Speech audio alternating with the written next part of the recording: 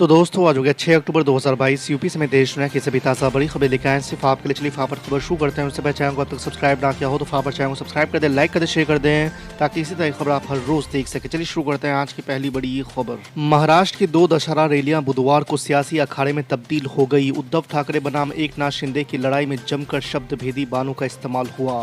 ठाकरे ने शिंदे खेमे को देशद्रोही करार दिया तो शिंदे ने भी उद्धव पर पलटवार करते हुए उन्हें हिंदुत्व से गद्दारी करने वाला कहा। आपको बता दें कि मुंबई के प्रतिष्ठित शिवाजी पार्क मैदान में वार्षिक दशहरा रैली को संबोधित करते हुए महाराष्ट्र के पूर्व मुख्यमंत्री उद्धव ठाकरे ने एकनाथ शिंदे और उनके समर्थकों को देशद्रोही करार दिया। शिवसेना अध्यक्ष ने कहा है कि शिंदे पर लगा विश्वासघाती का कलंक कभी नहीं मिटेगा। उत्तर प्रदेश के पूर्व मुख्यमंत्री मुलायम सिंह यादव बीते अगस्त महीने से मेदांता अस्पताल में भर्ती है। उनका यहां लंबे समय से इलाज चल रहा है। शनिवार रात को उनकी तबीयत अधिक खराब होने पर उन्हें जनरल वार्ड से आईसीयू में शिफ्ट कर दिया गया। आपको बता दें कि राजद प्रमुख लालू प्रसाद यादव मेदांता अस्पताल पहुंचे। लालू प्रसाद यादव ने वहां भर्ती यूपी के पूर्व सीएम के स्वास्थ्य का जायजा लिया। केंद्रीय गृह मंत्री अमित शाह ने बुधवार को एक रैली को संबोधित करते हुए कहा कि मोदी सरकार जम्मू कश्मीर से आतंकवाद का सफाया करेगी और इसे देश की सबसे शांतिपूर्ण जगह बनाएगी। केंद्रीय गृह मंत्री ने पाकिस्तान के साथ किसी भी तरह की बातचीत से इनकार कर दिया है। आपको बता दें कि बारामूला में एक रैली को संबोधित करते हुए अमित शाह ने पूछा कि क्या आतंकवाद से कभी किसी को फायदा हुआ है। केंद्र की सत्ताधारी भारतीय जनता पार्टी ने बुधवार को कांग्रेस पार्टी और उसकी चल रही भारत जोड़ो यात्रा पर तीखा हमला बोला है। कर्नाटक में भाजपा सरकार के एक मंत्री ने कांग्रेस को देश के विभाजन और अन्य भ्रष्टाचार घोटाले से जोड़ते हुए उसकी भारत जोड़ो यात्रा को दिशाहीन करार दिया है। आपको बता दें कर्नाटक के स्वास्थ्य परिवार कल्याण मंत्री डॉक्टर सुधाकर ने बुधवार को एक के बाद एक ट्वीट्स कर कांग्रेस पार्टी पर हमला बोला। कई राज्यों से मानसून सीजन की विदाई हो चुकी है, लेकिन उत्तर भारत समेत कई हिस्सों में एक बार फिर से जमकर बरसात ने दस्तक दे दी है। आपको बता दें कि उत्तर प्रदेश के कई जिलों में बुधवार को भारी बारिश हुई, जबकि आने वाले दिनों में भी ऐसा ही मौसम रहने का अनुमान है। आपको बता दें कि मौसम विभाग का पूर्वानुमान है कि उत्तर प्रदेश और उत्तराखंड के कई जिलों में भारी बारिश अगले कुछ दिन तक जारी रहेगी। वहीं पूर्वी यूपी के हिस्से में अगले 5 दिनों तक बारिश के आसार हैं। मेघालय के पूर्व राज्यपाल सत्यपाल मलिक रिटायरमेंट के बाद और आक्रामक हो गए हैं। सत्यपाल मलिक का कहना है कि मैं तो पहले से ही इस्तीफा लेकर घूम रहा हूं, लेकिन अब मैं आज़ाद हूं। पूर्व राज्यपाल ने कहा है कि मैं अब आज़ाद हूं, कुछ भी कर सकता हूं और जेल तक जा सकता हूं। आपको बता दें कि बुलंदशहर के सेगली गांव में हुए किसान महासम्मेलन में पहुंचे मलिक ने सीधे मोदी सरकार पर हमला बोलते हुए कहा है कि वो मुझ पर हमला करेंगे और सज़ा देने का प्रयास करेंगे, लेकिन कुछ बिगाड़ नहीं पाएंगे। तेलंगाना के मुख्यमंत्री और तेलंगाना राष्ट्र समिति के अध्यक्ष के चंद्रशेखर राव ने अपनी नई पार्टी का लॉन्च कर दिया है। केसीआर का कहना है कि टीआरएस का उद्देश्य अलग तेलंगाना राज्य के गठन और इसे अलग विकास और कल्याण कार्यक्रमों में देश में नंबर 1 राज्य बनाने के साथ हासिल किया गया था। आपको बता दें कि इस मौके पर पार्टी कार्यकर्ताओं ने पटाखे फोड़े और देश का नेता केसीआर के नारे लगाए।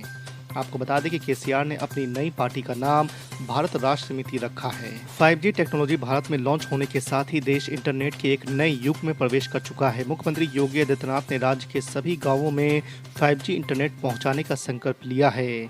इसके अलावा राज्य में छात्र छात्राओं को स्मार्टफोन और टैबलेट बांटने का काम भी तेजी से चल रहा है।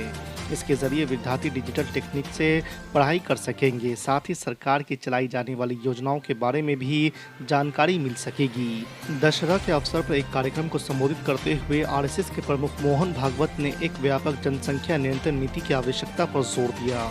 उन्होंने कहा कि एक ऐसी जनसंख्या नियंत्रण नीति होनी चाहिए जो सभी पर समान रूप से लागू हो। उन्होंने कहा कि जनसंख्या असंतुलन पर नजर रखना राष्ट्रीय हित में है। वहीं आपको बता दें कि असदुद्दीन ओवैसी ने मोहन भागवत की टिप्पणी पर प्रतिक्रिया व्यक्त करते हुए कहा है कि जनसंख्या नियंत्रण की कोई ज़रूरत नहीं है, क्योंकि देश पहले ही प्रतिस्थापन दर हासिल कर चुका है। फिल्म आदि पुरुष का टीजर आते ही विवाद छिड़ चुका है। इसमें सैफ अली खान द्वारा निभाए गए रावण के किरदार पर खूब बवाल हो रहा है। मंगलवार को ये विवाद एक कदम और आगे बढ़ गया। एक तरफ मध्य प्रदेश के गृह मंत्री नरोत्तम मिश्रा ने फिल्म पर आपत्ति जताई है, वहीं दूसरी तरफ यूपी के डिप्टी सीएम ब्रजेश पाठक ने भी सवाल उठाए हैं। गुजरात विधानसभा चुनाव से ठीक पहले राज्य में कांग्रेस को एक और झटका लगा है। कांग्रेस विधायक और पाटीदार समुदाय के नेता हर्षद ने मंगलवार को विधानसभा की सदस्यता से इस्तीफा दे दिया है। विधानसभा अध्यक्ष ने उनका इस्तीफा भी मंजूर कर लिया है। अब उनके भाजपा में शामिल होने की संभावना है। राजधानी दिल्ली में आने वाले दिनों में प्रदूषण पर काबू पाने के लिए सख्ती और बढ़ने जा रही है। आपको बता दें कि दिल्ली परिवहन विभाग के अधिकारियों ने मंगलवार को बताया कि जिन वाहन मालिकों के पास अपने वाहनों के लिए वैध प्रदूषण नियंत्रण प्रमाण पत्र यानी PUCC नहीं है, उन्हें पंजीकरण प्रमाण पत्र यानी RC के निलंबन का सामना करना पड़ सकता है। आपको बता दें कि दिल्ली परिवहन विभाग उन वाहन मालिकों को नोटिस जारी कर रहा है जिनके पास वैध PUCC नहीं है।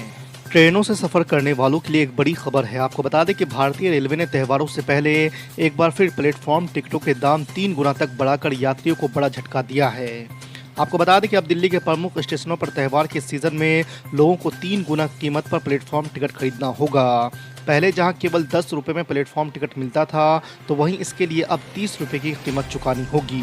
प्रधानमंत्री नरेंद्र मोदी ने मंगलवार शाम यूक्रेन संकट पर वहां के राष्ट्रपति जेलेंस्की के साथ टेलीफोन पर बात की है। आपको बता दें कि प्रधानमंत्री कार्यालय ने ये जानकारी दी।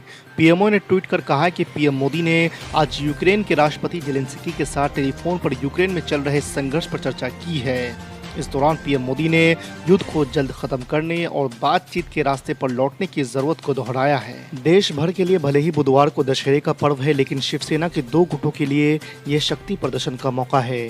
उद्धव ठाकरे गुट और सीएम एकनाथ शिंदे समूह की ओर से ज्यादा शिव सैनिकों को अपने पाले में लाने की कोशिश हो रही है। इसका बड़ा मौका दशहरा रैली होगी, जहां ज्यादा से ज्यादा भीड़ जुटाने की कोशिश दोनों गुट कर रहे हैं। इस रैली के लिए तैयारी इतनी जोरों पर है कि 10,000 वाहनों में कार्यकर्ता मुंबई पहुंचने वाले हैं। इनमें 6,000 सरकारी और निजी बसें भी शामिल है। इसके अलावा करीब 3,000 कारों से भी लोग रैलियों में पहुंचेंगे। दिल्ली के उपराज्यपाल और आम आदमी पार्टी सरकार के बीच में जारी घमासान बढ़ता ही जा रहा है। एलजी ने केजरीवाल सरकार को अब एक और मोर्चे पर घेरने की तैयारी शुरू कर दी है। उन्होंने मंगलवार को दिल्ली के मुख्य सचिव को निजी बिजली वितरण कंपनी BSES को आप सरकार द्वारा दी जाने वाली बिजली सब्सिडी में कथित अनियमितताओं का जांच का आदेश दे दिया है। वहीं एलजी के इस आदेश के बाद दिल्ली के उप मुख्यमंत्री मनीष सिसोदिया ने सक्सेना को चिट्ठी लिखकर बड़ा पलटवार किया है। मनीष सिसोदिया ने कहा है कि उपराज्यपाल चुनी हुई सरकार को बाईपास कर रहे हैं। सभी जांच गैर कानूनी और असंवैधानिक है। उत्तर प्रदेश के मुख्यमंत्री योगी आदित्यनाथ ने कहा है कि राम और रावण का युद्ध हर युग में निरंतर चलता है। अन्याय और अत्याचारी ताकतें अलग अलग रूप में अलग अलग कालखंड में पैदा होती है।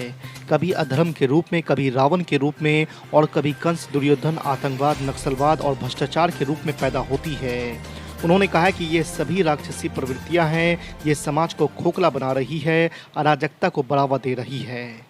कांग्रेस अध्यक्ष पद के लिए मल्लिकार्जुन खड़गे और शशि थरूर के बीच मुकाबला है। शशि थरूर कह रहे हैं कि खड़गे के अध्यक्ष बनने से कांग्रेस का भला नहीं होगा। वहीं खड़गे के गृह प्रदेश के कांग्रेसी दिल से खड़गे की जीत चाहते हैं। कर्नाटक कांग्रेस के नेताओं की दलील है कि खड़गे कांग्रेस के राष्ट्रीय अध्यक्ष बनने से वहां की परेशानियां हल हो जाएंगी। इसके मुताबिक पार्टी की गुटबाजी खत्म होने के साथ ही साथ आने वाले विधानसभा चुनाव में भी उसे लाभ मिलने की उम्मीद है। दिल्ली के मुख्यमंत्री अरविंद केजरीवाल के महात्मा गांधी और लाल बहादुर शास्त्री के जन्म दिवस के कार्यक्रमों में शामिल नहीं होने को लेकर उपराज्यपाल द्वारा पत्र उन्हें लिखे जाने पर आम आदमी पार्टी ने इस पर सफाई देते हुए तीखी प्रतिक्रिया व्यक्त की है।